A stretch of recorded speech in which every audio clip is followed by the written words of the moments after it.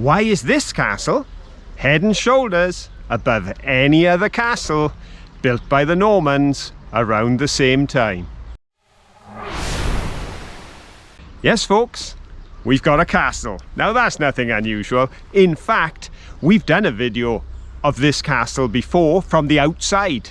But today, as Cadwr members, we're going in. And we're going to show you all around, and we're going to show you from the rooftops, and we're going to show you from the turrets, we're going to show you in the buildings, down in the dungeons, all sorts of places. And we're going to answer the question, why is Chepstow Castle so special? I hope you find it special as we go through the door and check it out.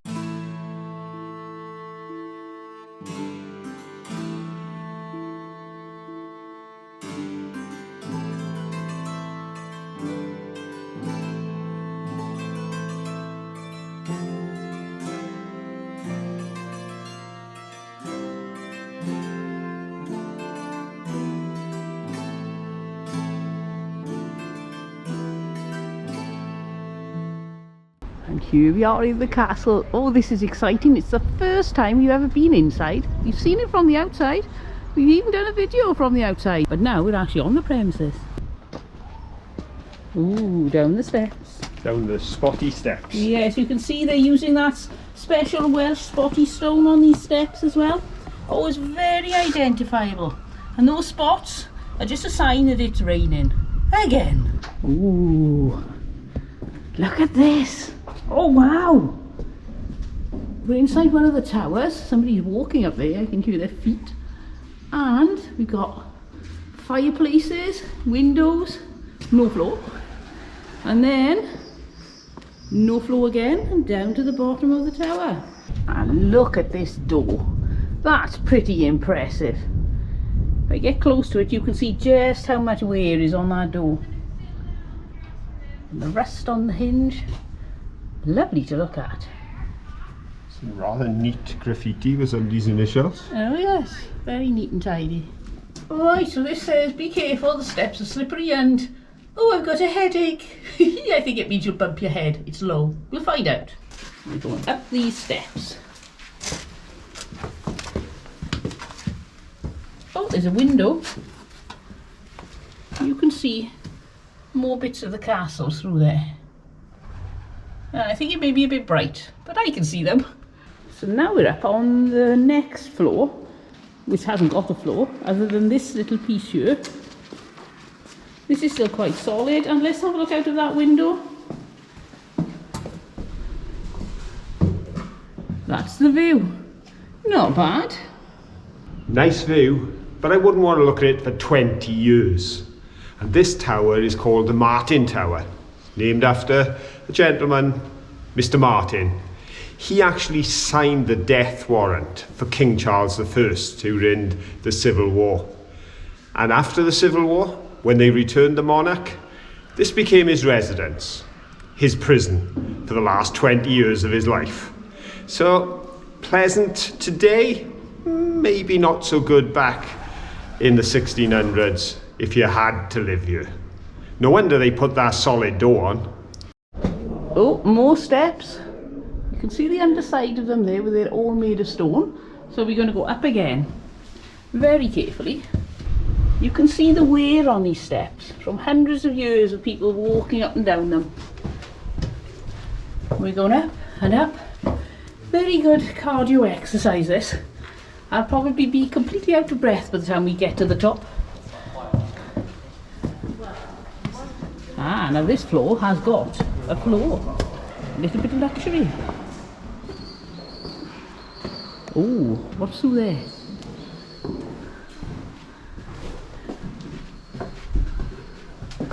Aha, we seem to be going outdoors.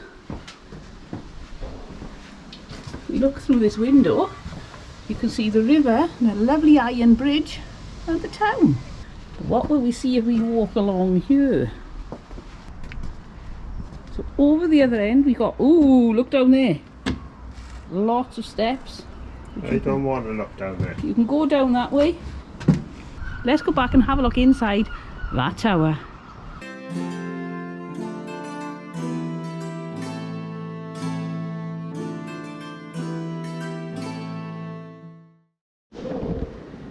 So back inside the tower, and if we look up, they put a false roof on. Here's a fireplace. Now you know what we do when we see a fireplace, we have to look up the chimney to see if we can see daylight. Yeah, right up there's some daylight. This fireplace isn't as big as a lot I've been in, but it's quite a nice size. You can get a lovely roaring fire going here, but you need it. Oh, hello Mr. Pigeon. You're very pretty. What about a nice window seat? Oh yes, I'd love to sit there reading, have my book on my lap, a cup of coffee by the side of me, and then my view would be the roaring fire. Oh yes, I could be quite at home here, with a few minor improvements first. Well, we're up on the top and it's raining pouring. That gentleman's looking a little worse for wear up there. And let's have a little look out. There's our view in one direction. And if we pop over the other side here, let's have a look. There's another view across the town. And we go around a little further.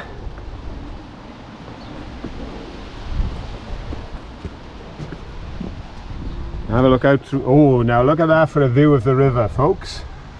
That's what made this castle so well placed. They chose this high ground because they had river access, and it gave the king control of the river itself and all passageway through it.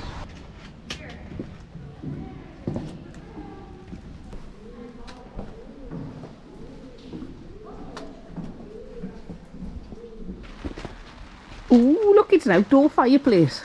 It didn't used to be outdoors. It's just the roof's gone off this part of the building. And there's the tower we were just up under.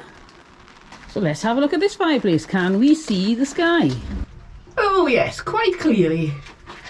And now I think we should go in through that little dark door. Now, most of you will need to duck. I think is looking quite low. I'm 5'1 3/4" and I think I'm going to have to duck. Whack. Oh look, you come through this little tunnel with the stone there, and then you've got this arch.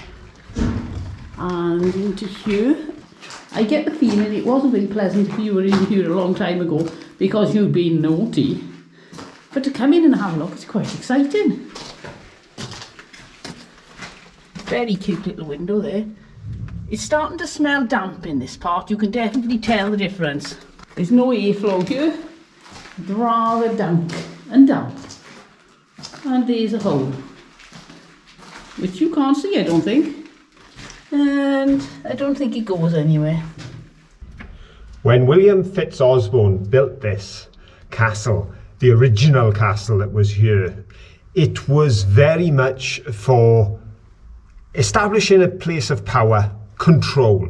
It was only a year after the Battle of Hastings. He was there at the Battle of Hastings. He was alongside his friend William the Conqueror, and his reward was the earldom of Hereford and swathes of land in Wales, which of course he needed to keep control of. And this place of power gave him that sense of control, which he exercised, but only for a short time. Built it in 1066, he died in 1071.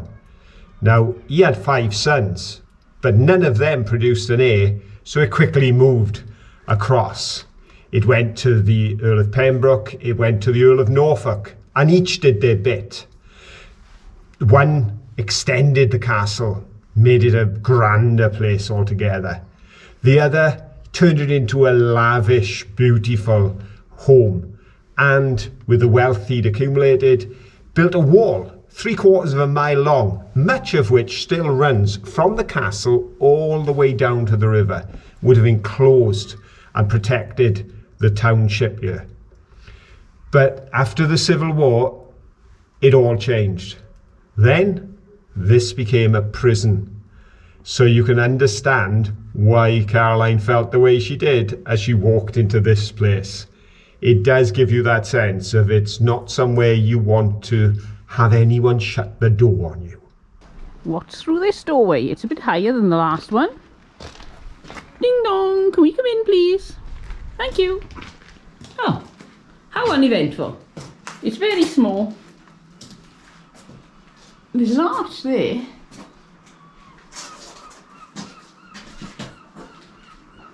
But nothing else to see, not even a fireplace.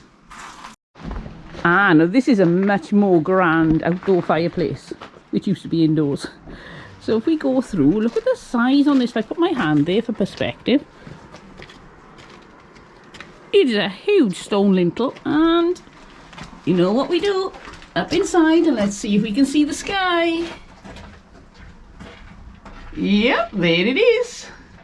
And can you see the marks here? Where they were shaping this big rock, you can see all the hammer marks. And I think some of this is erosion as well. But up here you can definitely see the hammer marks. And over here. So yes, I think the rest is probably erosion. There's a line here which makes me think that's a slightly softer stone than that. And that would explain the difference. That's quite a lunar landscape. Ooh, somewhere else to go. Up the steps. There's a doorway out there, but we've only just got here. So let's carry on looking. No roof. But there's another fireplace. So come on, let's have a look. What a lot of fireplaces we've seen today. And let's look up. And we can't see the sky. So I don't know whether they've capped that off or whether it goes at an angle and the light isn't getting through. We're coming out of the fireplace and look what's by the side. A bread oven. Isn't that lovely?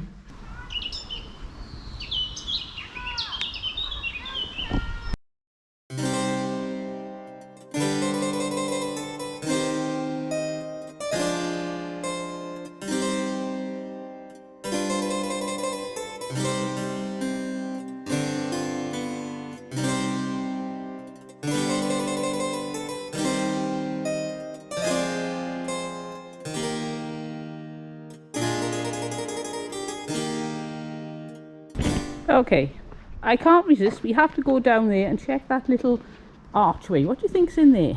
You can see on the way down there are big holes in the wall, and that's where some joists would have been going through to hold floors, roofs, whatever.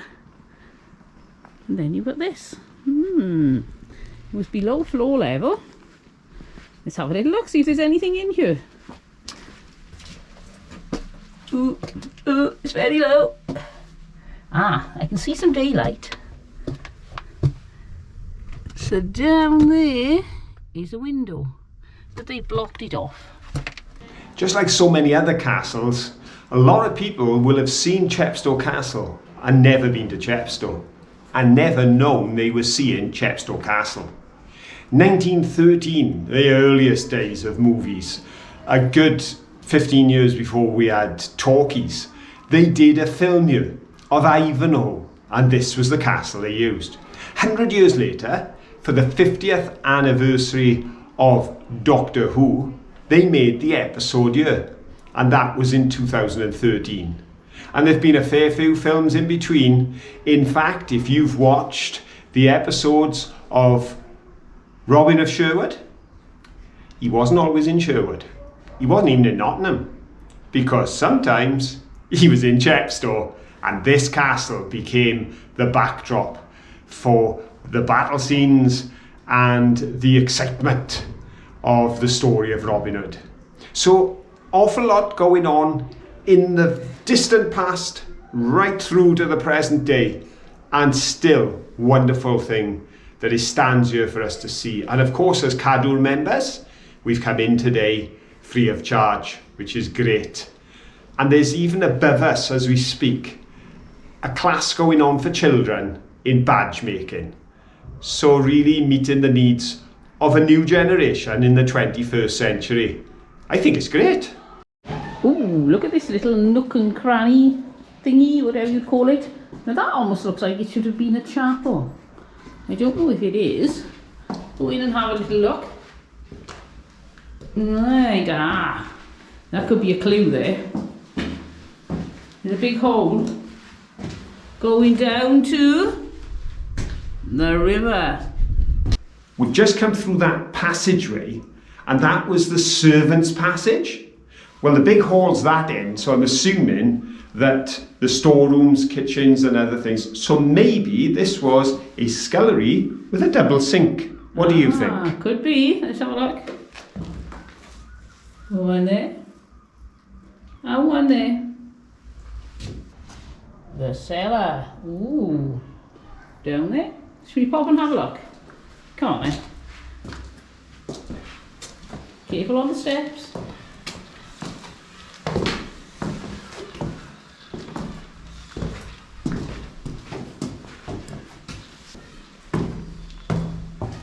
Well, this is a very pleasant cellar.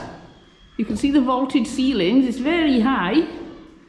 And let's have a look through this arch out the window. You can see the river. You can see the mud flats even more easily down here. And the birds love it. I always wonder with this river how many Roman artifacts are in that mud. But I would never go in and find out because so many people have lost their lives doing that. So we'll just leave them be. So what do you think was kept in this cellar? Well, I know. It was ale and rum. And they'd winch it up from a delivery that came along the river. There's a little cave that comes in from the river. And then they bring it in and pile it all up in here ready for the Lord to say, bring me my ale. When we walk back up, you can see there's a little steps and doorway here. And this was so that the Lord could have a little garden. Come out on a lovely fine day, which it isn't today, it's pouring down half the time. And he could look and see the river and the view and appreciate just how well he done for himself. From this spot, you can clearly see the answer to the question I asked earlier. Because that tower up there behind me, that is the original castle. That's what was built back in 1067. Not a wooden tower then replaced, but it was built in stone. And that's what sets Chepstow head and shoulders above any castle being built at the time. Because they were all built in a hurry out of wood. And later, when things calmed down, they built the stone defences. But not here. Why? Because just a little way off in Caerwent, there was a Roman town. And they took the stones of the Roman town, brought them up, built the tower, and there they had a stone edifice. There they had a seat of power to control the river, to control the Welsh, and to take the lands that created his wealth. What an amazing story. What an amazing feat of engineering. And you can actually see the stones as you look at particularly the back of the tower, which is less grand than the front view. You can actually see where they salvage stone, and it's a mishmash, a collection of all sorts put together. But it did the job, and you got to give it to those Norman builders. 1,000 years later, it's still looking good. And what else is looking good is the view from here that shows you exactly how that castle was defended by the waters that run right beneath it. And I certainly wouldn't want to try and scale those cliffs. Not with the guys on top armed with bows and arrows, or even if they only had the odd stone to drop on my head.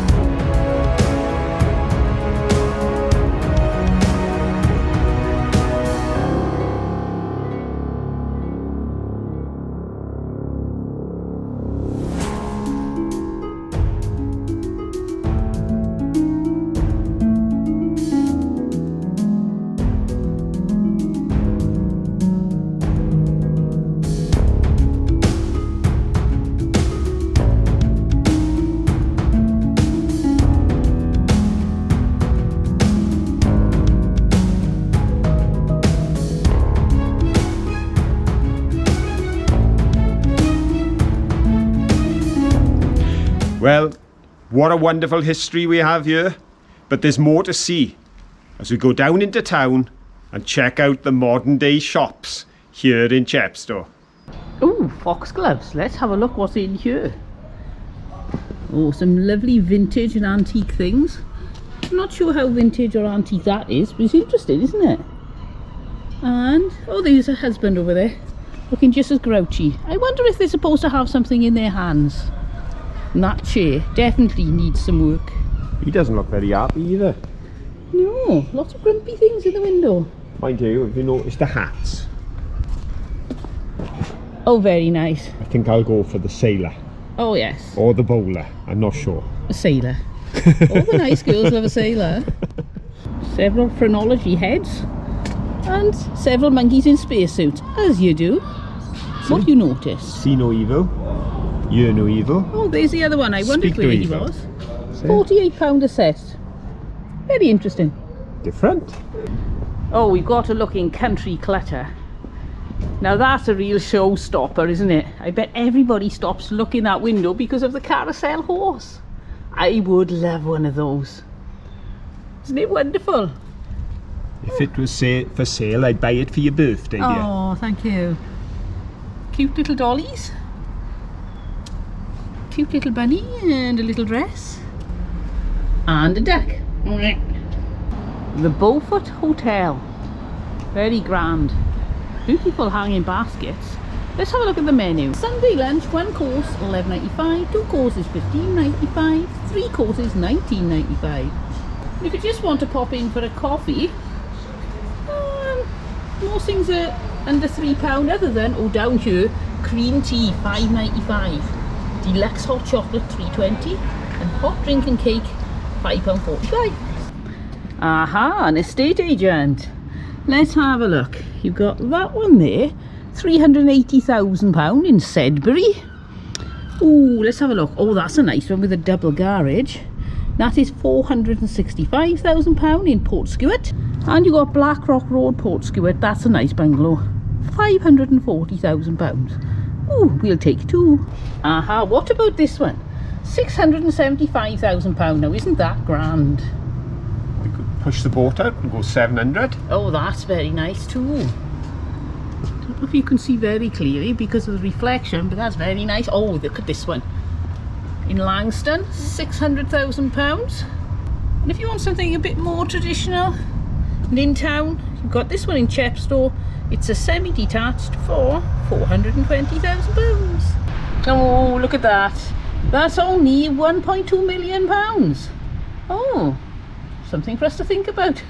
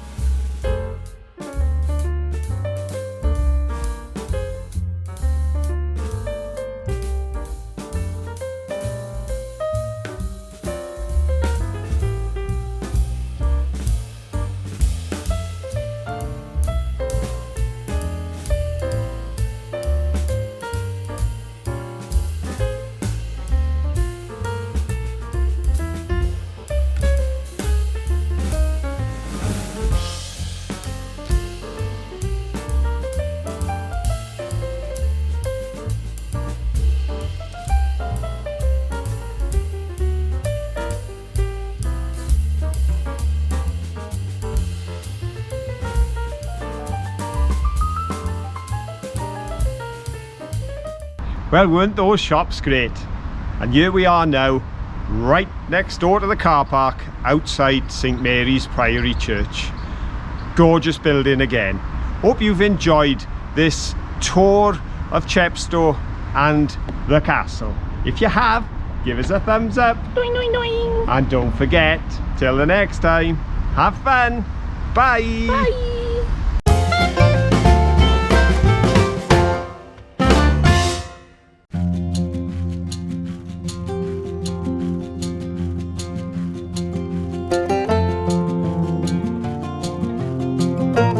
Bye.